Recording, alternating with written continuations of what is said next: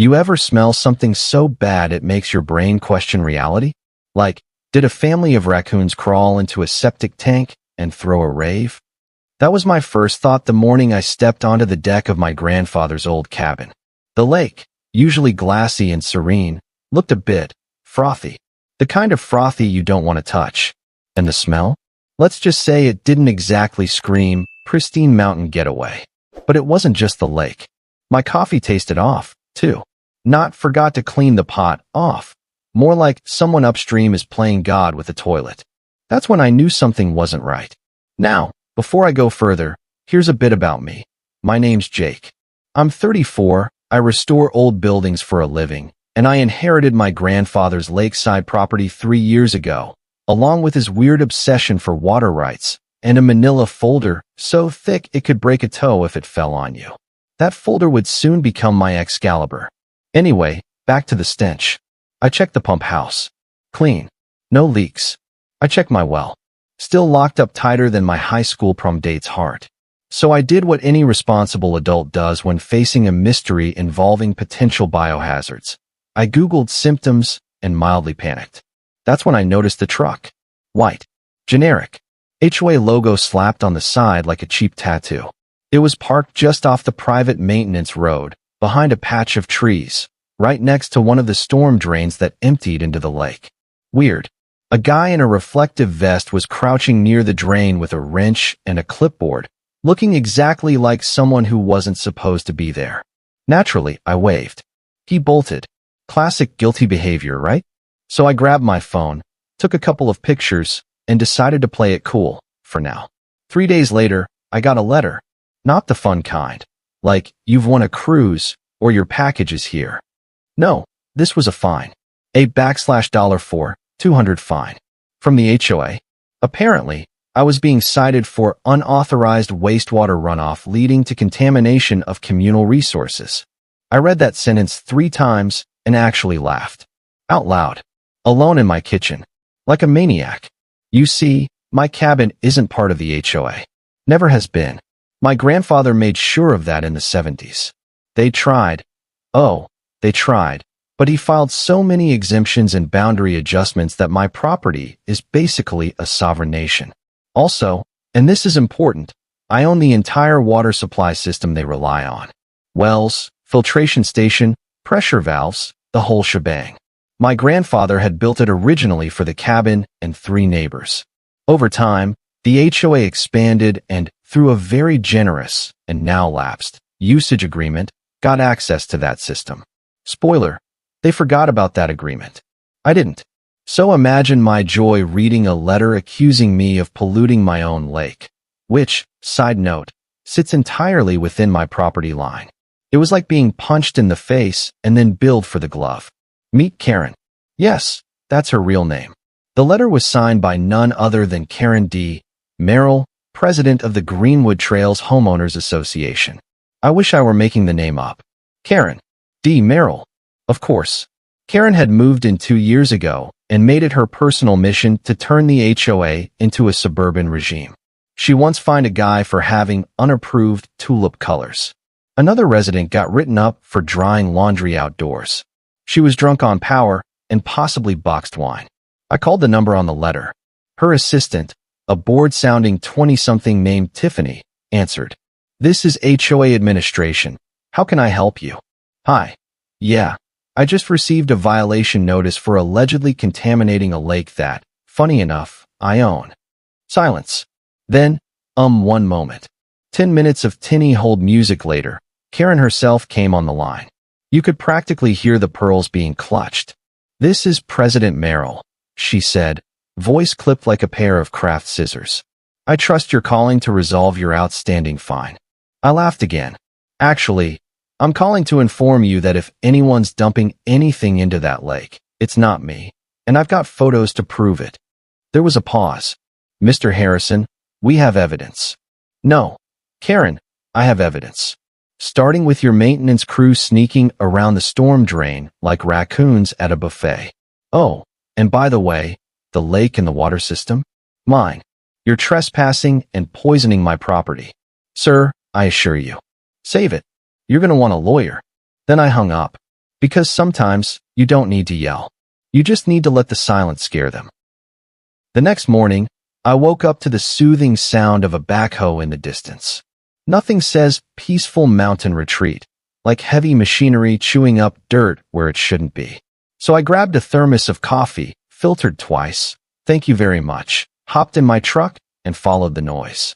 And there it was, a trench being dug just outside the HOA's community clubhouse, right next to the water main valve that branched off my system. Two guys in safety vests, the same kind of contractor cosplay I'd seen by the lake, were installing what looked suspiciously like a bypass line. I parked, got out, and gave them my best friendly but legally curious smile. You boys got a permit for that? The taller one looked like he'd just been caught spray painting a cop car. Maintenance. Routine. We're with, let me guess, Greenwood Trails HOA. He nodded, then pointed to a clipboard as if it had the power to exorcise me.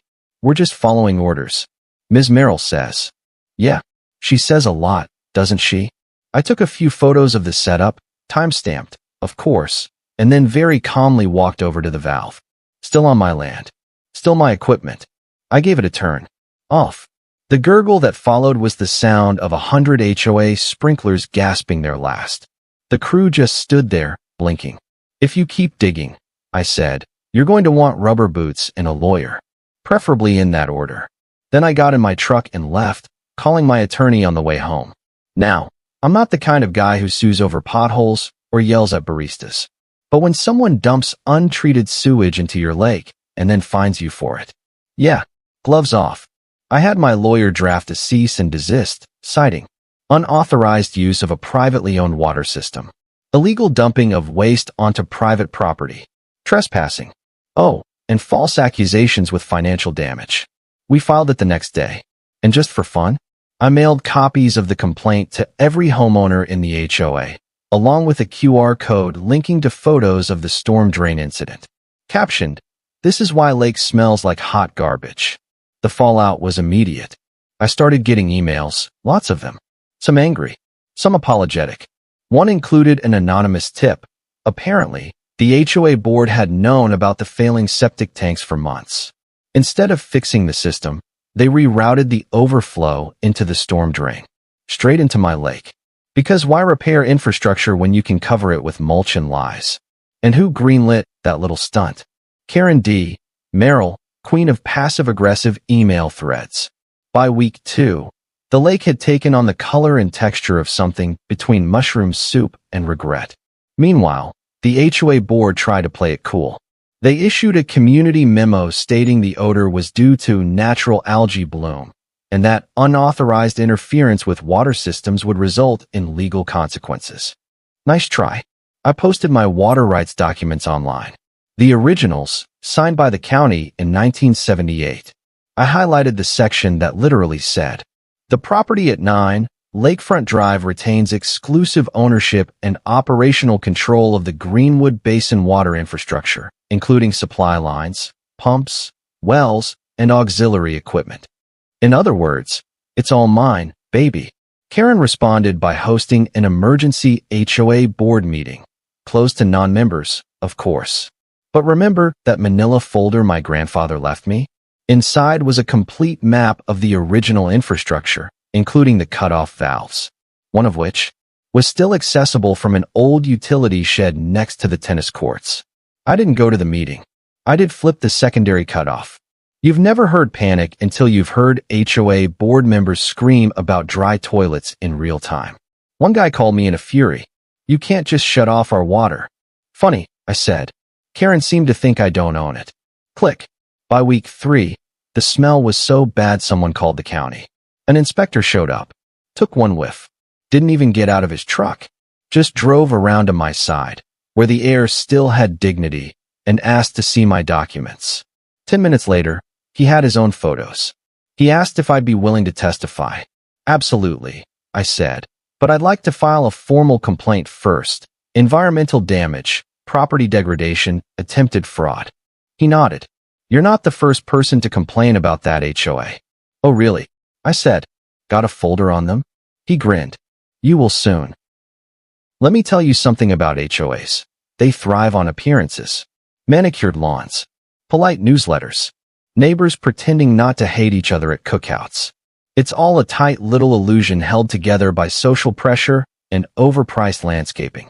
So when I cracked that illusion wide open and let the sewage leak into the sunlight, metaphorically and literally, Karen did what all image-obsessed tyrants do. She panicked. The HOA went full spin mode. New flyers appeared around the neighborhood. I picked one up while grabbing a coffee at the gas station. The headline? Water sabotage by local resident disrupts services. Emergency meeting tonight. Cute. They tried to paint me as some rogue, lone wolf, sabotaging public utilities out of spite. They left out the part where the public utilities were mine, and they were the ones using it without permission, poisoning my lake, and fining me for it. Minor details, I guess. I took that flyer, walked home, and scanned it into a post on the community Facebook group. Captioned, "Funny how I became a saboteur after turning off my own valve. Imagine if someone used your hose to flood your basement and then blamed you for the water damage." The comments exploded. Turns out people don't like it when their kids can't shower or their dogs refuse to go near the lake because it smells like the back end of a porta potty at a chili cook-off. Even less when they realize their HOA dues, which had recently doubled, were being funneled into secret plumbing projects and legal posturing. So, welcome to the court of public opinion. Within a week, I had a small army. Not angry pitchfork types, just tired neighbors who were sick of Karen's clipboard crusade. Some shared stories I hadn't heard. A single mom fined for putting up a Halloween decoration too early. A retired veteran who got 3 citations in 1 month for improper flag angle. A guy who had his grill padlocked by HOA goons because it wasn't on the approved patio list. And now these people, the ones Karen had lorded over for years, were furious. One guy, David, a soft-spoken IT consultant who lived on the far side of the HOA territory, came over with a USB stick. "I've got meeting recordings," he said. I blinked. "From the HOA?" He nodded. Karen never figured out that her Zoom calls auto-recorded to the shared drive. I was the system admin. Before she fired me. Inside were hours of footage. Karen openly mocking residents, discussing fines as motivational tools, and jackpot, admitting they were buying time by diverting runoff into the lake until a proper septic overhaul could be afforded. It was all there. I forwarded it to my lawyer. 3 weeks after the first fine, we landed in court. Municipal hearing, but packed. Word had gotten around. Local press. A couple of homeowners. And yes, Karen, in a crisp blazer that screamed, "I Googled power outfit this morning." She tried to play it cool. Her lawyer, a smug, sleepy-eyed guy who looked like he was billing by the breath, opened with a claim that I'd deliberately disrupted a public utility for personal revenge. My attorney, bless her caffeinated soul, waited until he finished, stood up, and quietly handed over a printed stack of my water rights, the photos of their illegal waste dump, and a brief summary of David's recordings. The judge took one look at the stack, looked back at Karen's lawyer, and said, "So, you're telling me the plaintiff is using his own system, on his own land, and you're accusing him of sabotage for turning it off after you poisoned his lake?" Karen's lawyer stammered something about implied easement and communal interest. The judge nodded slowly, then said, "Sounds like you should have read the contract before rerouting your toilets into a private lake." That moment, I wish I could bottle it. I didn't call the media, but someone did. Probably one of the residents. Maybe David, maybe someone else who was just tired of paying HOA dues so Karen could fund more decorative boulder installations. Either way, the local paper ran a front-page piece titled, "HOA accused of dumping wastewater into private lake. Owner fights back, wins big." They used the picture I took of the crew by the storm drain. Karen's face? Not pictured, but oh, her name was. The article detailed everything. The dumping, the fake fines, the expired water use contract, even snippets from the court transcript. It ended with a delightful quote from the judge. "If you're going to abuse someone's generosity, don't then fine them for defending their property." The HOA's response. A 3-sentence press release blaming miscommunication and unfortunate circumstances. Translation: "We got caught. But it was too late. The genie, or rather, the sewage, was out of the bottle. The day after the article dropped, Karen tried to pretend nothing happened. She still patrolled the neighborhood like a mall cop with delusions of grandeur, clipboard in one hand, iced coffee in the other, giving people that look. You know the one, like she was silently measuring your lawn height with her eyes.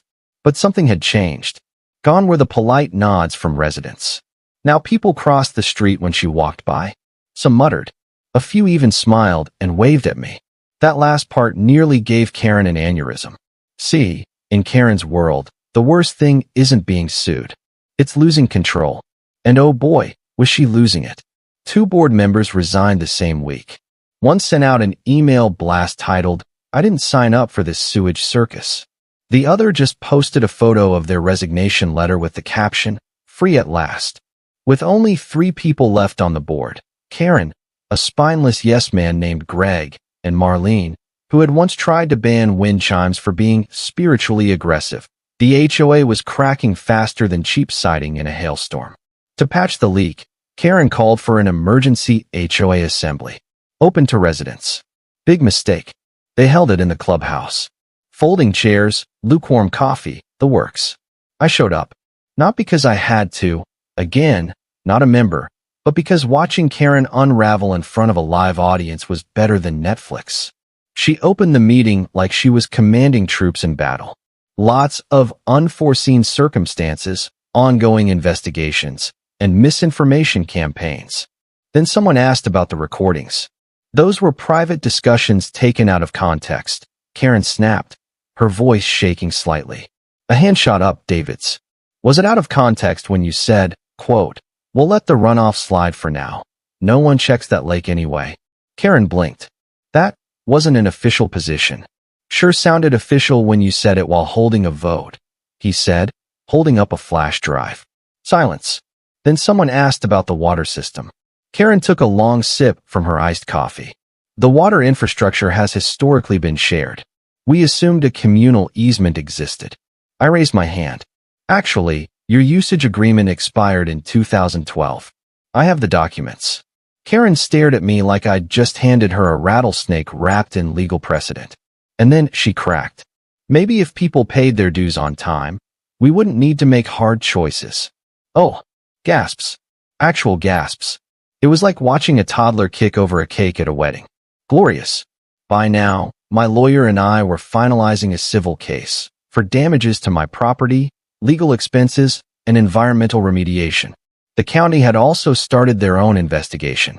Apparently, Karen had forgotten to renew their waste disposal contract, leading to a mysterious budget surplus no one could account for. That surplus? Used to redo the HOA boardroom with faux marble tile and executive chairs. You can't make this stuff up. But I wasn't done. I invited the press, the same reporter who'd written the first article, to my property. I gave him a tour of the lake, now roped off with warning signs. Showed him the utility shed, the valves, the manila folder, the water test reports.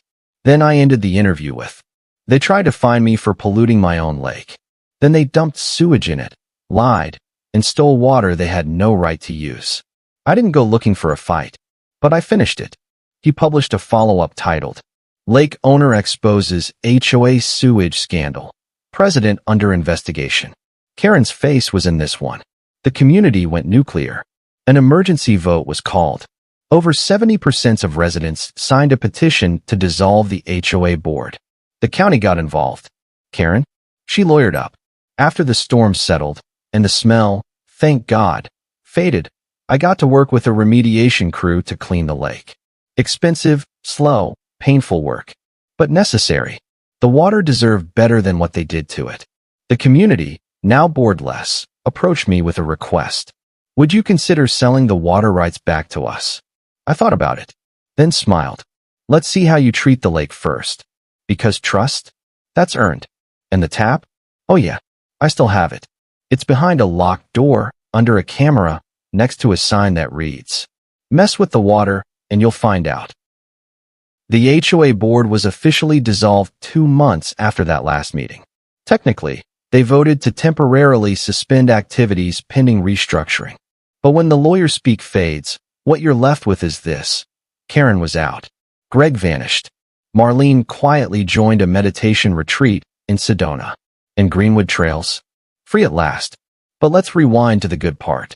Once the county wrapped their investigation, they issued a public report, dry, technical, and full of polite legalese, but the subtext screamed.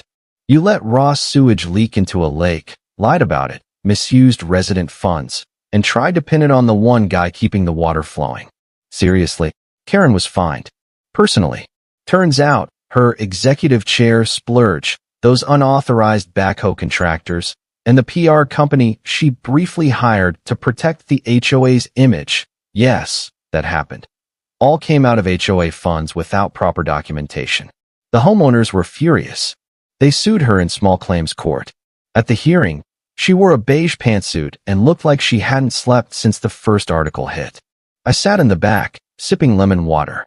She tried to argue that everything she did was in the best interest of the community.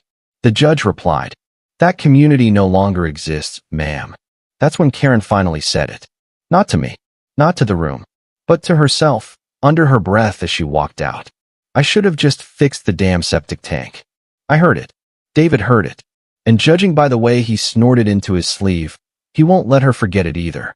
Cleaning up the lake was no small feat. I spent weeks working with specialists to detoxify the water, test the soil, and restock the ecosystem. I even convinced a local school science club to help plant water-friendly vegetation around the shoreline. It was messy. It was expensive, but it was worth it. One morning, I stepped out onto my deck and saw a blue heron land near the bank, the first I'd seen in months. It just stood there, proud and quiet, like it knew the nightmare was over. I made a sign that day. Nothing dramatic. Just a piece of reclaimed cedar with a small metal plate. Private lake. No dumping. No exceptions. No Karens. A few weeks later, a delegation of residents came up my drive, led by, of all people, David. They brought cookies and a formal proposal. "We want to set up a cooperative," he said. "A real one. Transparent, no boardroom drama. No fines for tulips." I read through the packet. They'd even included a clause ensuring environmental responsibility and full homeowner voting rights. No central president. No unchecked power. "I'll consider it," I said, smiling. "But the water stays mine. I'll lease it. Month to month." They nodded. Fair. And it was. Because what they'd learned, what Karen never did, was that power borrowed must be respected. And abused power?